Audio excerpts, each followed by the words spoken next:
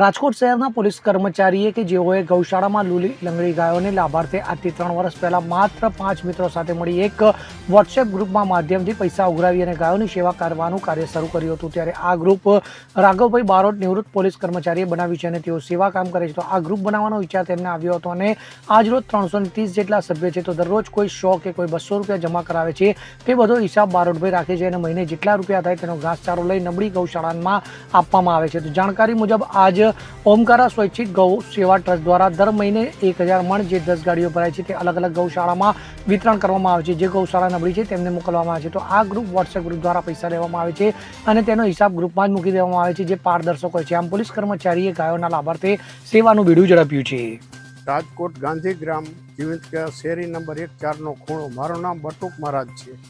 હું છેલ્લા 45-46 વર્ષથી આ ગૌશાળાની સેવા આપું છું।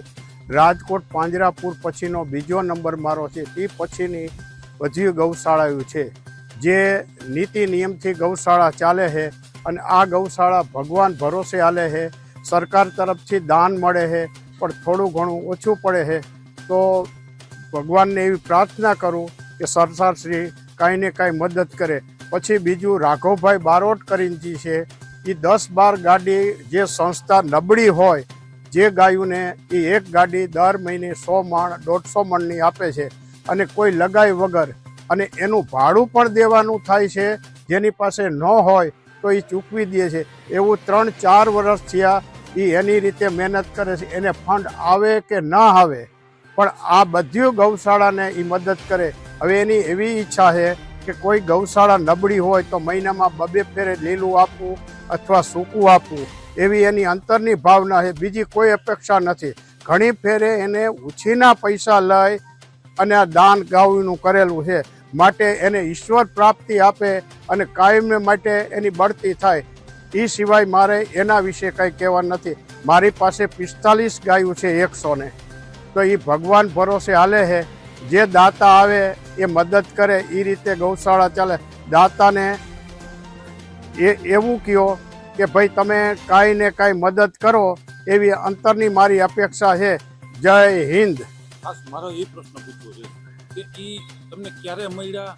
પોલીસ ખાતામાં હતા ત્યારે મળ્યા કે ક્યાંય બનાવ બન્યો કે ક્યારે મળ્યા?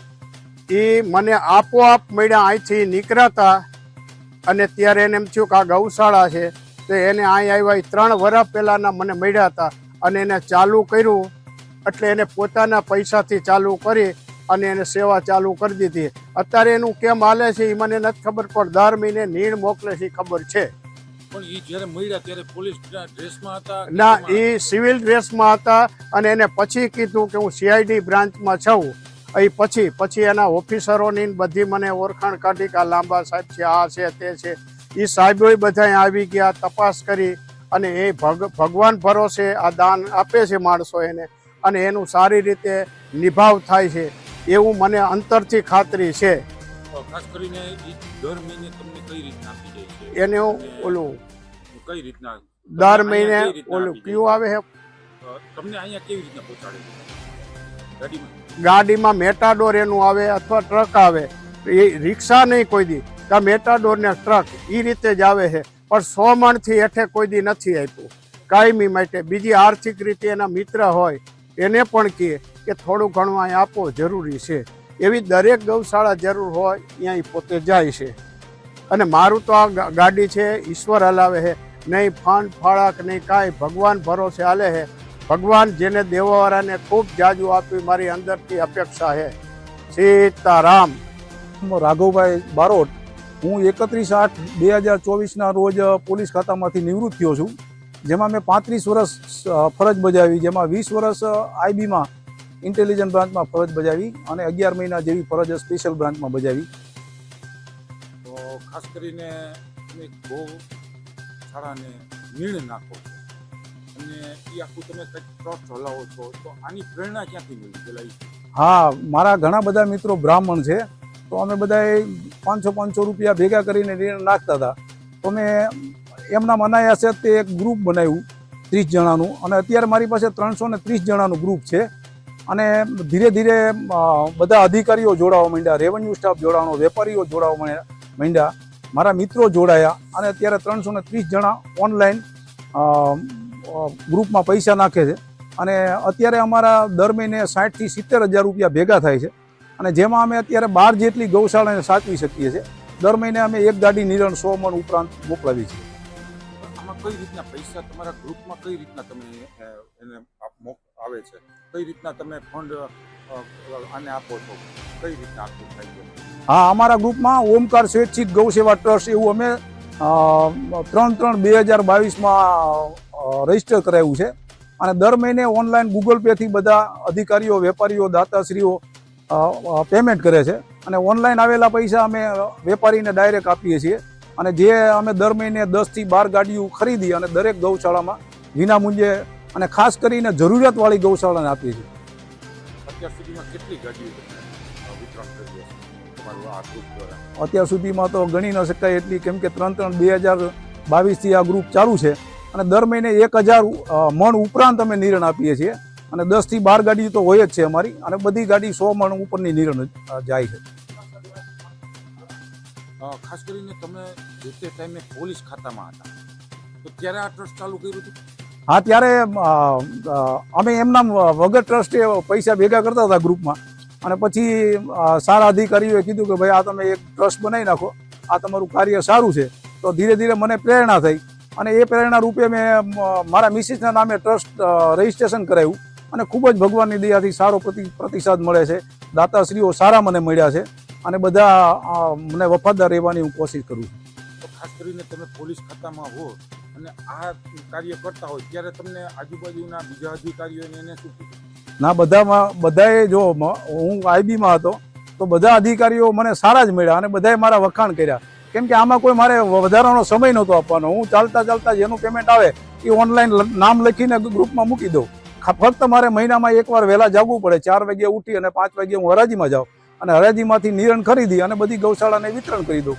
આ જ મારું કાર્ય હતું અને મને આત્મસંતોષ થાય છે.